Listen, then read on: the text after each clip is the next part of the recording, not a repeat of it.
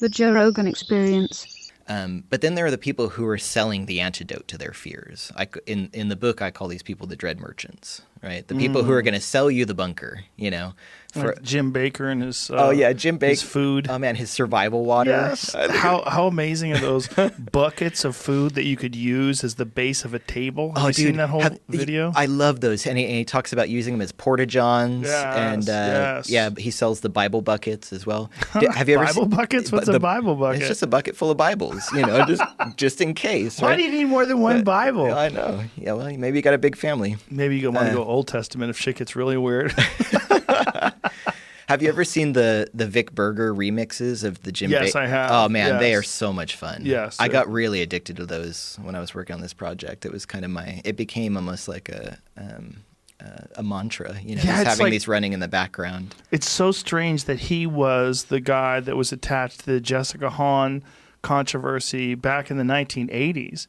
I mean, you remember that? Yeah. Do you remember the Jim Baker? Like, he had an affair with this woman, and it became, for whatever reason, this big news. Well, and it's the same guy. He's around today. Because then we still expected people to be guided by their moral compass, you know. And everyone's a hypocrite now. Right. Do you remember? Then there was Jimmy Swaggart got caught with a hooker, and he was crying, "I have sinned." Do you remember that? You remember that? That was good. No one confesses anything anymore. No one admits to anything anymore. Spread the word Bible bucket. Yes, I love that one. A bucket of Bibles. Why not? That's only $50. That's a pretty good deal. How many Bibles you get? 24. Wow. I think it's what it says. Should we get a bucket of Bibles? I feel like we should have one at the studio. Get one. I feel like we should have one at the studio. I don't want to feed the beast, but you should get one. If he gets $50 from me, what the fuck's I we did at least a table worth, right? Right. A table's worth of Bibles. 6 buckets. How many buckets makes a table? But shouldn't we get the food? Or we should just get the Bibles? Well, 1 bucket of Bibles and 5 buckets of food. But his fucking food... I love watching him feed the audience. You know, from the giant trough. You can get real good freeze-dried food that'll last forever. You don't have to get his bullshit. Yeah. So what the fuck? Creamy potato soup. Oh my God! Look at that slop. Shovel. Yeah.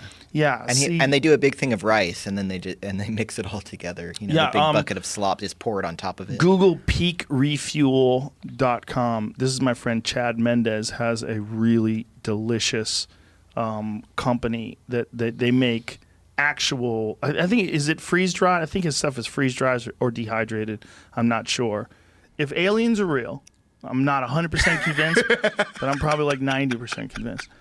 But if they are real, I leave in the room for bullshit. It's like, Jamie, get a picture of your shirt. If they're Show real. everybody the shirt you're wearing while we're talking about that. It's a UFO. It says, can they see it? Believe that. That's a dope shirt. Exactly. That's a saucer, if I've ever seen one. I think if they're here, they're not going to let us. That's what I think. Well, that's what... I think they're going to swoop in and go, hey. Well, that's... Fuck. I'm 25, right? I can't speak on anything. But just looking from past experience and, you know, there's like drawings. Like even in the Mona Lisa, there's a weird thing or whatever in the background and shit. Saucer. But there's a spike. Mm-hmm. It's a spike in like... because it's getting pretty weird here.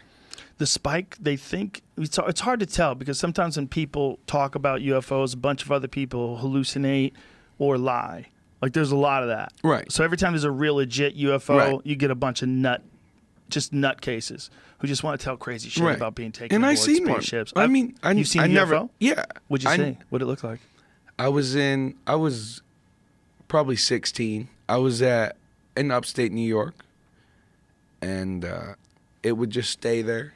So let me precursor this. My aunt and uncle were very strict, and we had to go to bed at a very strict deadline, probably 10 p.m. And I was looking out the window with my cousin, and it's just a light that just stays there and then just fucking goes off. I mean, you can't explain it. Well, if you're 17 at the time? 16. 16? How, Probably. how strong is this memory when you're like looking at it, when you're trying to remember it? Medium? Yeah. Yeah. But I mean, there's something there. For sure something took off and did something that didn't make sense to you? For sure. And then in Utah, I mean, there's shit happens all the time. I mean, even here in L.A., I can't tell you how many times, because I used to live in Tarzana. So there was like a balcony here, and it looked kind of like,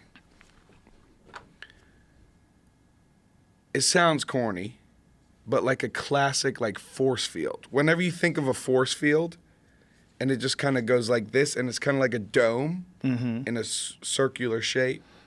And it just goes like this and goes back in. Whoa. In Tarzana. Looking down at the fucking city. And I'm like, how did no one else see this? All across the country, there are situations where cops have to pull their guns and have to use them. There are, but they're not as frequent as But they're you think. happening every day. Probably somewhere every day, but Yes, not every but- day in every officer's life. Right. But if it's Right. you, If it's you, if you you're need that to know. officer, you got to be ready. Yes. Like this idea Yes. that that's not important. It should be of critical importance. Not that it's not important, but that there are so many other things that need to also be in place. Yes. Because if these other skills are in place, Right. if you are a master, they like to call verbal judo, if you can talk someone down, if you are a master at de-escalation, you are never going to need these other tools. Maybe not never, but you Yeah. are very rarely going to need any, the less lethal force or the least lethal force. Yes. Because you are Okay. managing situations. If you suck at these, you need these a lot. I see what you're saying. Right. So for me, because I, deal with communication and deal with, de-escalation and how to talk someone down, how to talk to an individual with a mental illness, how to talk to somebody who's a victim or who's been traumatized, how to talk to somebody who's maybe on drugs and not able to, how do we manage those situations with verbal, with interactions, with communication, so that we don't have to go up the chain of command of, of levels of force. But that seems to me to be an incredible amount of training that must be necessary. And it also has to be constant and consistent. Absolutely. And that's why when you and Jocko were talking about the training and how much more, I'm like, yes, let me get in on that. Yes. How much training do they have to do in terms of hand-to-hand combat? I don't know. I'm not sure how much. And again, I'm sure it depends on what academy they go through. Some academies are 4 months, some are 6, some last longer, and the makeup depends on who's running that academy as to like the breakdown of, how much is in the classroom, how much is physical, how much is tactical. So I'm not sure what the numbers would be on that. Andrew Yang, presidential candidate, former presidential candidate, he had an awesome idea. He said every person who is in the police force should be a purple belt in jiu-jitsu or higher. And I think that is a really good idea because at that level, you have a real understanding of how to defend yourself and how to control bodies. I saw a video, I've seen quite a few of them, but one of the more pathetic videos I've ever seen was 2 people trying to hold one guy down completely ineptly. The guy gets up, runs, gets into his car, and shoots both of them, and then takes off. And I'm like, Jesus Christ. Went into his car, got a gun. Like they had no control over this guy, 2 people. Yeah. And I'm like, that should never take place. Yeah. And this guy wasn't some freak of nature either. It wasn't like they're trying to hold down Herschel Walker or some super athlete. No, it was just like a regular guy. Just they sucked. And it's terrible to watch. Yeah. So I wake up at 5:30, first noise, boop, and then laughter. I'm like, are these fuckers doing fart jokes at 5 a.m? And that's the thing that people don't realize is when you don't have TV, internet, entertainment, and you're just with your family and your homies all day, you're bored as fuck. So they joke morning till night. Like, I don't know what they're saying. Laughter. Someone cuts a fart, joke. And I'm like, all right, let's go. So you saw the pictures. Yeah. They're ripped, back muscles, 6-packs. The kids have 6-packs. I was very out of shape. I'm still out of shape, but I was the most out of shape. And think about waking up at 5:30 in the morning. And the thing that's the final animal that's like kind of left is baboons. They almost call them in that part of Africa like the baboon men because that's what they eat. Tastes horrible to me. Baboons look human. So we're in a cave. Men sleeping on the top, women on the bottom. We wake up, there's another cave, and you see, there's people in that cave. No, they're baboons. And they're pointing at us. They're like, look, They're coming. So I'm like, this shit is crazy. We're hunting baboons. They're like, there's tons of meat on them. It's enough to feed our family. Think about like running again. I was pretty fast in high school. I could do the 50 pretty quick. I can't run at top speed for hours. And I got these. I'm drinking water, and in this environment, it's an advantage to have black skin because it's cooling. These guys aren't sweating. I'm like, what's going on? We've been running for 5 hours. You guys aren't sweating. What the fuck? And they don't get tired, and then they'll just start digging a hole and drink like a handful of brown water, and that's enough for them. And I'm like, dude, what the fuck?